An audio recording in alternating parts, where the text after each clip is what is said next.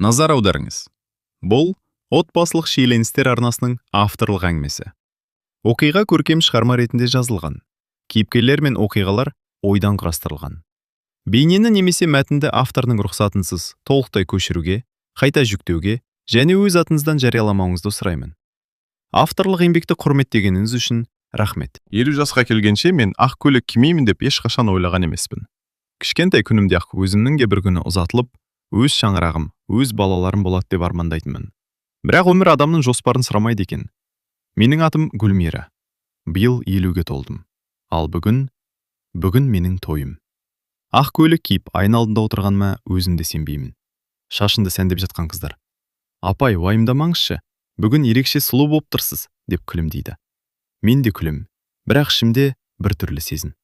Қуаныш, қорқыныш, сенімсіздік. Бәрі араласып кеткен. Айнадан өзіме ұзақ қарадым.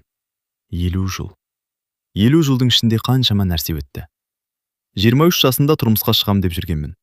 Құда түсуге санаулы күн қалғанда әкем инсульт алып төсекке таңылды. Анам жалғыз өзі ештеңеге үлгермейтін. Екінім мектепте оқиды. Үйдің үлкені менмін. Сөйтіп бір күнде мен қалыңдық емес, отбасының асыраушысына айналдым. "Жігітім, біраз күтейік, әкеңіз жазылып кетсін", деді. Мен де келістім. Бірақ тағдыр тағы басқа жоспар дайындап қойған екен. Әкем жарты жылдан кейін қайтыс болды. Үйдің барлық жауапкершілігі анам екеуміздің мойнымызға түсті. Інілерімді оқыттым, үйлендірдім. Бастарына үй алып беруге көмектестім. Жылдар өте берді. Бір кезде анам: "Қызым, өз өміріңді де ойла", дейтін.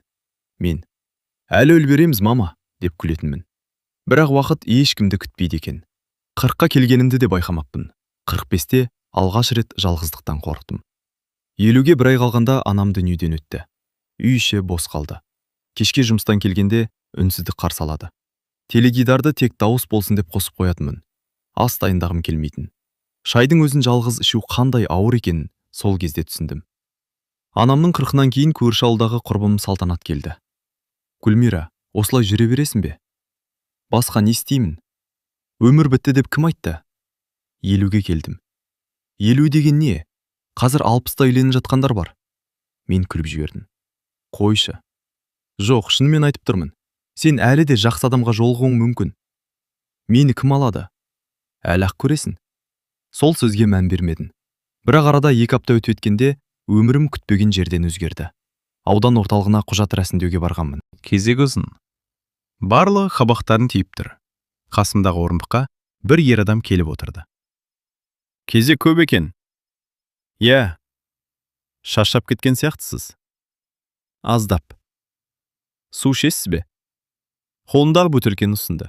Әдеппен бас тарттым. Бірақ оның даусы сондай сабырлы екен. Құжатымыз қатар бітіп, сыртқа бірге шықтық. "Мен Ерлан болам." "Гүлмира." "Танысқаныма қуаныштымын. Сол күні әркім өз жөнімен кетті.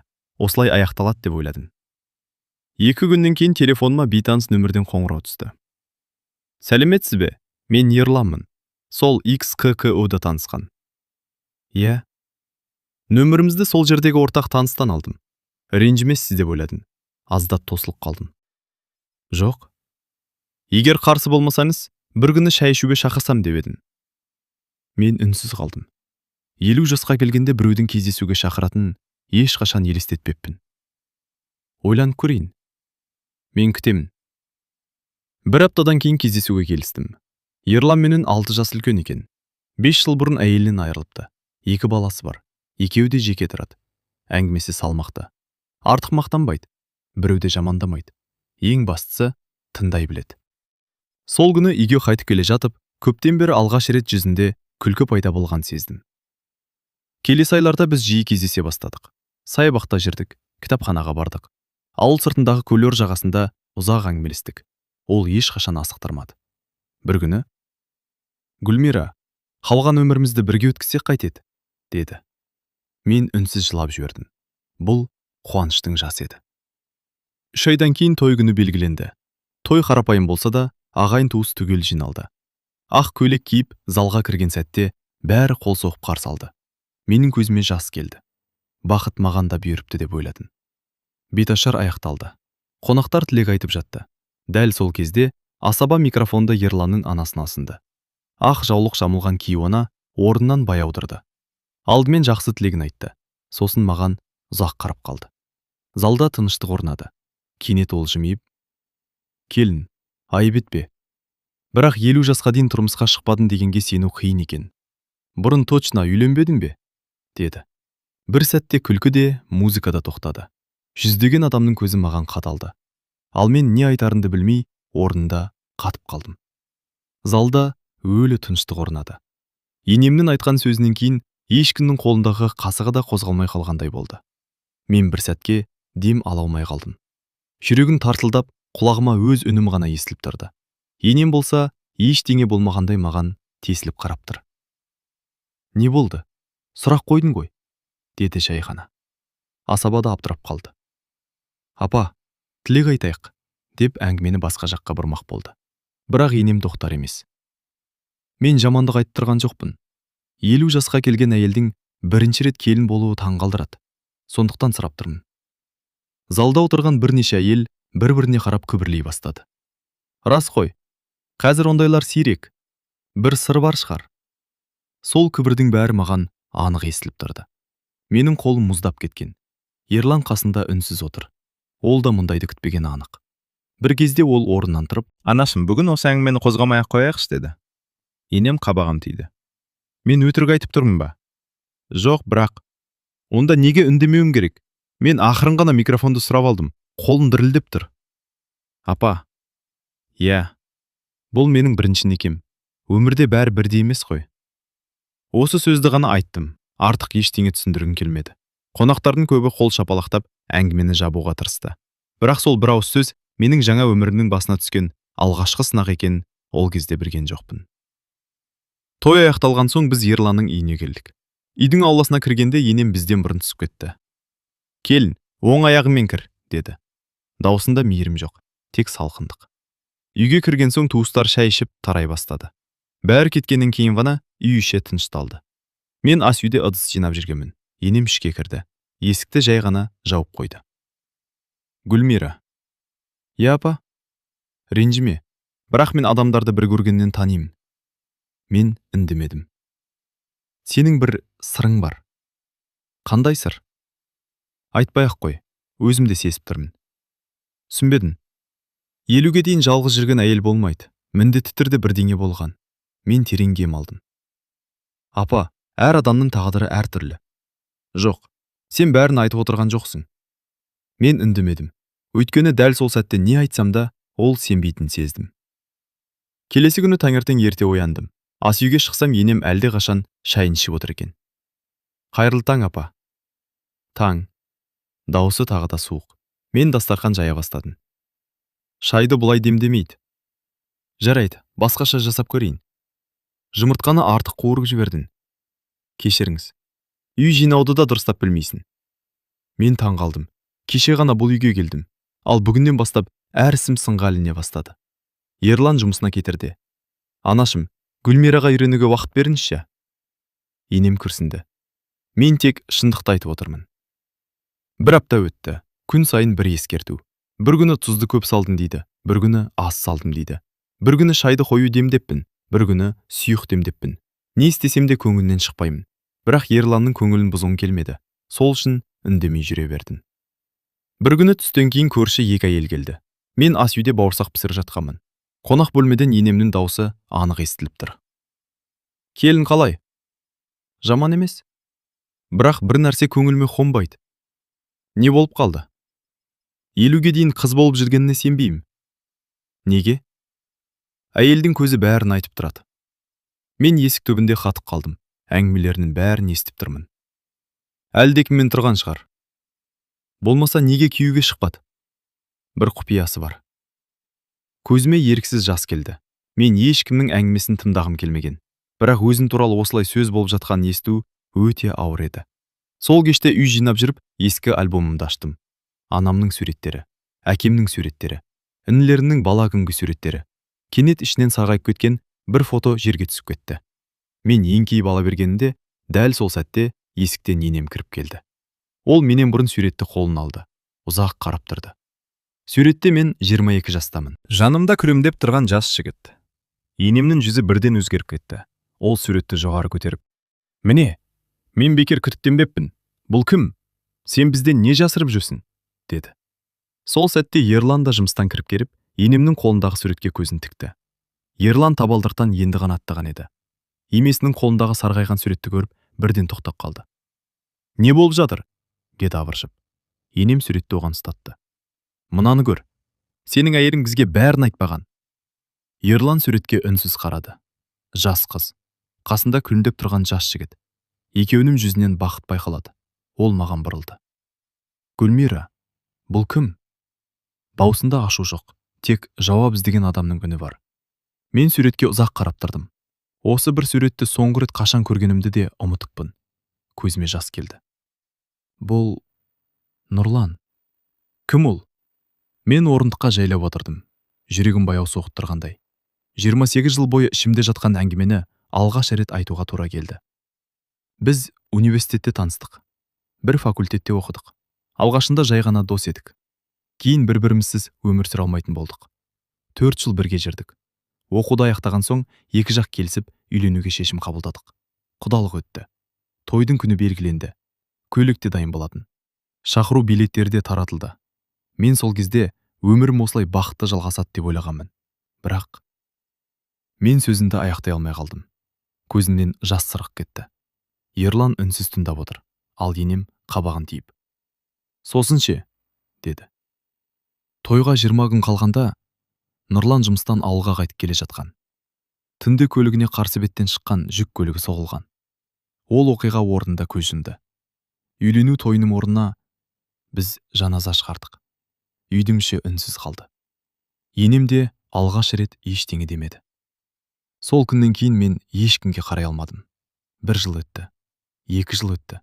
Кейін әкем ауырып қалды. Одан соң қайтыс болды. Інілерімнің оқуын, үйленуін, үй мәселесін шешумен жүріп, өз өмірімді кейінге ысыра бердім. Жылдар өте берді. Анамды жалғыз қалдырғым келмеді. Сөйтіп жүргенде 50 жасқа қалай келгенімді өзім де байқамадым. Мен ешқашан тұрмыста болған емеспін. Ешкімнің әйелі болған емеспін. Мен тек өмірдің басқа жолын таңдауға мәжбүр болдым. Ерлан ауыр күрсінді. Ол қасыма келіп қолымды ұстады. «Неге маған бұрын айтпадың?» «Айтқым келді. Бірақ өткен өмірімді қайта-қайта қозғағым келмеді. Мен оны ұмыту үшін емес, қабылдау үшін үндемедім». Ерлан басын изеді. «Мен саған сенемін». Осы сөзді естігенде кеудем жеңілдеп қалғандай болды. Бірақ бұл тыныштық ұзаққа созылмады. Енем орнынан жайлап тұрды. «Әңгімең әсерлі екен, бірақ...» Мен оған жалт қарадым. «Мен бәрібір бір нәрсеге сенбеймін». «Неге?» «Егер шынымен сүйсең, сонша жылдан кейін басқа адамға қалай тұрмысқа шықтың?» Мен таңғалып қалдым. «Апа, нағыз махаббат бір-ақ рет болады дейді ғой. Онда Ерланға деген сезімің қайдан келді?» Үй ішінде тағы үнсіздік орнады. Ерлан: «Анашым, жетеді». «Жоқ, мен сұраймын. Бұл әйелдің ішінде әлі де айтылмаған сыр бар». Мен оның көзіне тіке қарадым. «Иә, Мен Нұрланды өмір бойы ұмытқан жоқпын. Бірақ адам өлгенмен өмір тоқтамайды. Мен өзімді де бақытқа лайық көргім келді. Ерланды Нұрланның орнына қойған жоқпын. Мен Ерланды Ерлан болған үшін сыйладым». Осы сөзден кейін Ерлан көзін төмен түсірді. Кешке қарай үйге Ерланның қарындасы Айман келді. Шайды бірге ішіп отырғанбыз. Енем болған әңгіменің бәрін басынан аяғына дейін айтып берді. Айман үндемей тыңдап шықты. Сосын маған қарап жымиды. «Жеңеше, уайымдамаңыз. Анам кейде артық кетеді». Мен де күліп жібердім. Бір сәтке бәрі түсіргендей көрінді. Бірақ дәл сол сәтте енемнің телефоны шырылдады. Ол сөйлесіп болған соң түрі өзгеріп кетті. «Не болды?» деді Ерлан. Енем маған қарап: «Ертең біздің үйге ауылдан туыстар келеді. Солардың көзінше де осы әңгімені тағы бір рет айтасың. Өйткені менің туыстарым да сенің кім екеніңді білуге тиіс». Мен үнсіз қалдым. Ішімнен бір ғана ой өтті. Бұл сынақ енді ғана басталған екен. Түн бойы көз іле алмадым. Енемнің соңғы айтқан сөзі қайта-қайта құлағымда жаңғырып тұрды. Туыстардың алдында бәрін тағы айтасың. Мен неге өз өмірім үшін қайта-қайта есеп беруім керек? 50 жасқа дейін тұрмысқа шықпағаным қылмыс па? Өткенімде ешкімге зияным тимеген болса, неге дәлел іздегендей сұрақтың астына алу керек? Ерлан да ұйықтай алмады. Таңға жуық маған бұрылып: «Кешірші, анамның мінезін өзін де түсінбей қалдым», деді. «Сен кешірім сұрайтын ештеңе істеген жоқсың. Бірақ сені қорғай алмай жүрмін». Мен оның қолын ұстадым. «Маған бір ғана нәрсе керек». «Не?» «Маған сенсең болды». Ол еш ойланбастан: «Мен саған сенемін». Сол сөз маған күш бергендей болды. Түске таман үйге қонақтар келе бастады. Ерланның нағашылары, жеңгелері, көкелері, әпкелері. Ауылдан келген туыстар үйге лық толды. Шәй үстінде бәрі әзілдесіп күліп отырды. Тек енемнің қабағы ғана ашылмай қойды. Бір кезде ол орнынан тұрып: «Маған бір ауыз сөз айту керек», деді. Үй іші тып-тыныш бола қалды. Мен ішімнен тағы басталды деп ойладым. Енем маған қарап: «Келін, бері отыршы». Мен жайлап барып қарсысына отырдым. «Кеше тойда басталған әңгімені бүгін аяқтайық». Ерлан бірден араласты: «Анашым, жетпей ме?» «Жоқ, туыстарының алдында ештеңе жасырғым келмейді». Сосын маған қарап: «Сенің өткеніңді бәрі естіді, бірақ мені мазалап жүрген басқа сұрақ бар». «Қандай?» «Сен біздің үйге не үшін келдің?» Мен аңтаң болып қалдым. «Түсінбедім?» «Ерланның үйі бар, зейнетақысы жақсы, жинаған ақшасы бар. Сен соған қызығып келген жоқсың ба?» Үйдегілердің бәрі бір-біріне қарады. Мұндай ауыр сөзді ешкім күтпеген еді. Мен үндемедім. Бірнеше секундтан кейін ғана жайлап сөйледім: «Апа, мен өмір бойы өз еңбегіммен күн көрдім. 30 жыл мектепте бухгалтер болып жұмыс істедім. Үйім бар, көлігім бар. Зейнетақыма дейін еңбек өтілім толық. Мен ешкімнің дүниесіне мұқтаж емеспін». Енем мысқылдап күлді: «Айту оңай. Дәлел керек болса, барлық құжатынды көрсетемін. Құжаттың бәрін жасап алуға болады». Осы сөзден кейін үйдегі үлкен кісі, Ерланның көкесі, сөзге араласты: «Қарындасым, тоқта, сен шектен шығып барасың. Мен тек сақтық жасап отырмын».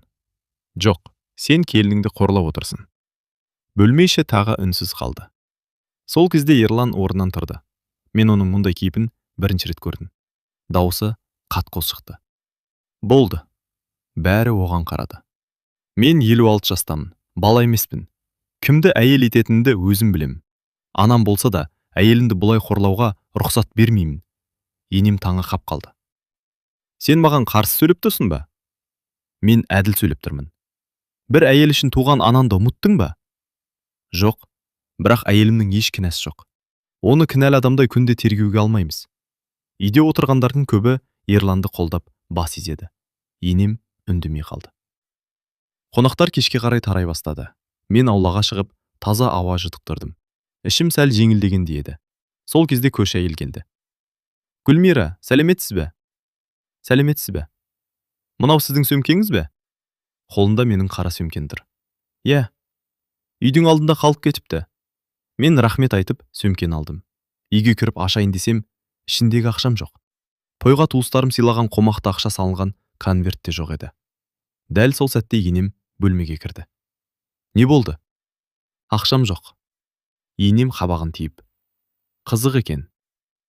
«Иә, әлде өзің жасырып қойдың ба?» «Жоқ, онда біреу алған шығар». Осы кезде үйде қалған туыстардың бәрі жиналып қалды. Енем бәрінің көзінше: «Ешкім сыртқа шықпасын, ақша жоғалды. Бұл үйден ешкім кеткен жоқ. Бүгін бәрі анықталады». Менің жүрегім тағы да тарсылдап қоя берді. Үйдің ішін бір сәтте үрей басты. Енемнің «Ешкім сыртқа шықпайды» деген даусы бәрін тоқтатты. Есіктің алдында тұрғандар да кері бұрылып бөлмеге қайта кірді. Бір-біріне антарыла қарап отыр. Мен сөмкемді қайта-қайта ақтарып жатырмын. Конверт жоқ, ақша жоқ, құжаттар ғана қалған. Ерлан жаныма келді. «Қанша ақша еді?» «Тойда берген ақшаның бәрі, шамамен 1 миллион теңгедей». Үй іші гу ете қалды. 1 миллион ба? Ойпырмай. Сонша ақша жоғалды ма? Енем болса маған тесіліп қарап тұр. «Гүлмира, ақшаны соңғы рет қашан көрдің?» «Қонақтар келгенге дейін». «Демек осы үйдің ішінде жоғалған?» «Иә». Енем күрсініп алды. «Онда мәселе қиын». Бір кезде Ерланның көкесі, ешкімді айыптамайық, әуелі дұрыстап іздейік, деді. Барлығы бөлмелерді қарап шықты. Диванның астын, шкафтарды, ас үйді, жатын бөлмені, ештеңе табылмады. Менің көңілім құласып барады. Ақшадан бұрын осы жағдайдың дәл менің басыма түскені ауыр еді. Енем кенеттен: Гүлмира, сөмкеңді өзіңнен басқа кім ұстады? Ешкім. Нақты білесің бе? Иә. Онда түсінбедім. Осы кезде Айман сөзге араласты. Анашым, келінді неге қайта-қайта қысып жатырсыз? Мен тек сұрап отырмын. Бірақ бәрі соған қарап отырғандай болып кетті. Енем үндемеді. Ерлан ойланып тұрды да: 1 минут. Бәрі оған қарады. Кеше ғана аулаға камера орнатқанмын. Үйдің алды түгел түседі. Егер сөмке сыртта қалған болса, бәрі көрінеді. Үйдегілердің бәрі бірден қозғалды. Иә, қарайық. Дұрыс. Камера өтірік айтпайды. Мен де ішімнен: Құдайым, кек шындық шықса екен деп тіледім. Ерлан телефоннан камераның жазбасын қоса бастады. Барлық экранға үңілді. Бейне анық екен. Міне, мен үйден шығып келемін, қолымда сөмке. Көрші әйелмен сөйлесіп тұрмын. Сосын сөмкені орындыққа қойып, үйге қайта кіріп кетемін. Сөмке аулада жалғыз қалады. Бірнеше минут ешкім жоламайды. Бәрі үнсіз қарап отыр. Кенет экранда бір адам көрінді. Ол жан-жағына қарап алды. Сөмкені жайлап ашты. Ішінен ақ конвертті алды. Киімінің ішкі қалтасына салып жіберді. Сосын сөмкені қайта жауып, ештеңе болмағандай үйге кіріп кетті. Бөлме ішінен бір мезетте «Ойбай!» деген дауыс шықты. Мен экранға көз алмай қарап қалдым. Ақшаны алған адам Айман еді. Ерланның туған қан қарындасы. Айманның өңі қашып кетті. Жоқ, мен... Ерлан орнынан атып тұрды. Айман, бұл не? Айман көзінен жас алды.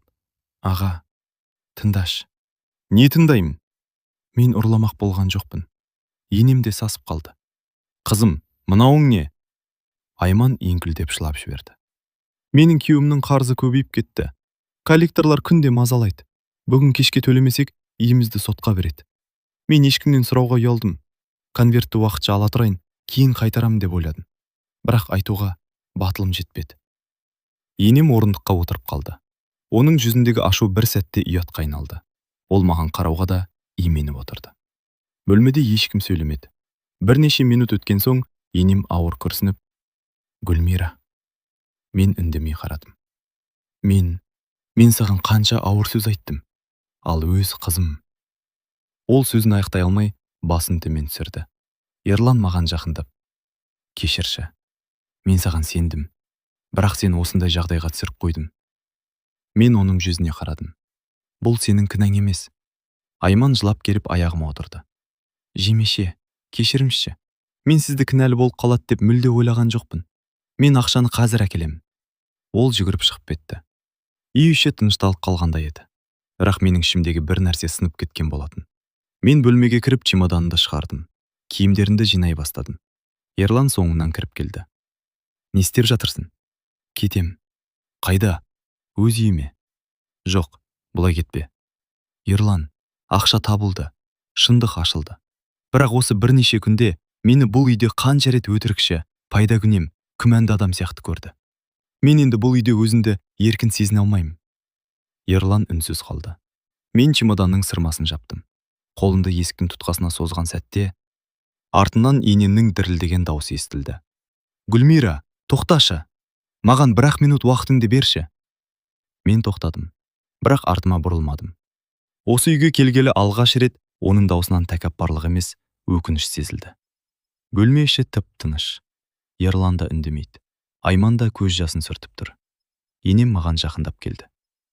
Бір рет бетіме қараш, қызым. Мен жайлап бұрылдым. Ол көзіме тіке қарай алмады. Басын төмен салып тұр. Бұл кеше ғана мені бүкіл тойдың алдында сұрақтың астына алған адам емес сияқты. Гүлмира, мен өмір бойы бір нәрседен қорқып өмір сүрдім. Неден? Жалғыз ұлымды біреу алдап кетеді деп қорықтым. Ерланның әкесі ерте қайтты. Мен оны жалғыз өсірдім. Бар үмітімді соған арттым. Сондықтан өміріне кірген әр адамнан күмәндандым. Әсіресе кеш келген адамдардан. Ол көз жасын сүртті. Сенің жасынды көргенде де қорықтым. неге осы уақытта дейін жалғыз жүрді деп ойладым. Сөйттім де, сені танымай жатып үкім шығарып қойдым. Мен үндемей тыңдап тұрдым. Ал бүгін өз қызымның істегенін көргенде, менің қаншалықты қателескенімді түсіндім. Мен бөтен адамнан жамандық іздеппін, ал өз баламның жанайғайын байқамаппын. Айман еңкілдеп жылап жіберді. Анашым. Жоқ қызым, кінә тек сенде емес. Егер сен маған қорықпай сырынды айта алғанда, бүгінгі жағдай болмас еді. Мен сендерді тыңдаудың орнына үнемі өзім ғана сөйлеппін. Енем маған жақындап келді. Екі қолын ұстады, қолдары дірілдеп тұр. Қызым, кешір мені. Тойдағы сөзім үшін, күнде айтқан ауыр сөздерім үшін, сені жұрттың алдында ұялтқаным үшін. Егер сен мені кешірмесең де ренжімеймін. Өйткені оған өзім кінәлімін. Мен оның жүзіне ұзақ қарадым. Оның көзінен шынайы өкінішті көрдім. Бірақ жүректегі жара бірден жазыла қоймайды. Апа, мен сізге ешқашан жамандық ойлаған емеспін. Мен бұл үйге тек бақыт іздеп келдім. 50 жасқа дейін жалғыз өмір сүрген адамға қайтадан бір отбасына үйрену оңай емес. Ал алғашқы күннен бастап өзімді айыпталуштай сезіндім. Енем басын изеді. Білемін, енді түсіндім. Ерлан орнынан тұрды. Мен де кінәлімін. Екеуінің араларына ертерек араласуым керек еді. Әйелімді қорғауым керек еді. Мен үндемей қалдым. Ол жаныма келіп: Гүлмира, сен бұл үйге әйел болып қана келген жоқсың. Сен менің өміріме тыныштық алып келдің. Сені жоғалтқым келмейді. Өтінемін, кетпе. Осы кезде Айман да келді. Қолында ақ конверт. Ол маған ұсынды. Жеңеше, ақшаңыз түгел. 1 теңгесіне де тиген жоқпын. Мен басымды шайқадым. Ақша маңызды емес, маңыздысы адамның сенімі. Соны жоғалтып алмаңдар. Келесі күні таңертең енем өзі ерте тұрып дастархан жайып қойыпты. Мені көргенде жылы жымиды. Келін, шайды бүгін мен демдедім. Кел, бірге ішелік. Мен алғаш рет оның жанынан еш қысылмай отырып шай іштім. Шай үстінде ол кенет күліп жіберді. Кеше есіме түсті. Тойда саған не дегенімді екеуміз де жымидық. Бұрын точно үйленбедің бе деп сұрап едім ғой. Мен де күліп: Иә, өмір бойы ұмытпайтын сұрағыңыз болды. Енем басын шайқады. Енді біреу сұраса, өзім жауап берем. Не дейсіз? Ол маған мейірлене қарап: Менің келінімнің жасы емес, жүрегі жас. 50 жасында емес, 50 жыл күткен бақытына қол жеткізді деймін. Сол сәтте көзіме тағы да жас келді. Бұл жолы мұңнан емес, бақыттан еді. Сол күннен бері 3 жыл өтті. Қазір енем екеуміз жиі бірге шай ішеміз. Кейде сол алғашқы күндерді еске алып күлеміз. Айман да қарызынан құтылып, отбасын сақтап қалды. Ал Ерлан екеуміз әр мерейтой сайын бір-бірімізге бір ғана сөз айтамыз: бақыттың жасы болмайды екен. Мен өмірден бір нәрсе түсіндім. Кейде адамға махаббат ерте келмейді, бірақ кеш келген махаббаттың қадірі ерекше болады. Соғы.